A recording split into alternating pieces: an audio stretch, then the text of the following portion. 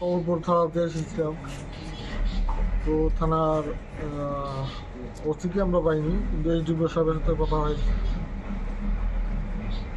ইদানিং কমলপুর শহরে চুরির পরিমাণ বৃদ্ধি পেয়েছে। প্রায় প্রতি রাতেই কোনো না কোনো দোকান বা কোনো বাড়িতে চুরি হচ্ছে। এটা বেসিক্যালি আমরা যা লক্ষ্য করলাম যে ড্রাগ সেবনকারী যারা রয়েছে, আনাচে কানাচে ড্রাগ বিক্রি হয়। এই ড্রাগ বিক্রির ফলে ড্রাগ সেবনের জন্য পয়সার দরকার, টাকার দরকার, বাধ্য হয়ে ড্রাগ সেবনকারীরা চুরিতে সামিল হয়।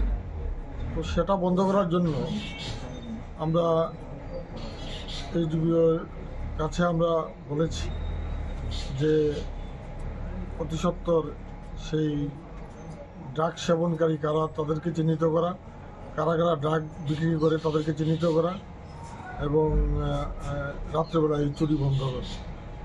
এটি বেসিক্যালি আজকের মূল বিষয়।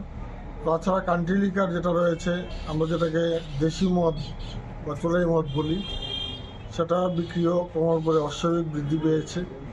যেমন কমলপুরের গারটিলা, ফুলচুরি, লাম্বু চৌমনি, হানালি বাজার, এই সকল অঞ্চল, মরাছড়া, দুর্গা চৌমনি, এই সকল অঞ্চলে অত্যাধিক বৃদ্ধি পেয়েছে। সেগুলি বন্ধ করা, বিক্রি বন্ধ করা এবং তাদের বিরুদ্ধে কঠোর ব্যবস্থা গ্রহণ করা।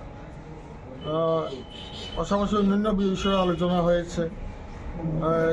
যারা ইদানিংকালে বাইক বাহিনীকে পুলিশ ধরছে, আমরা তো তার বিপক্ষে নই, কিন্তু একটা অ্যাওয়ারনেস প্রোগ্রাম করা,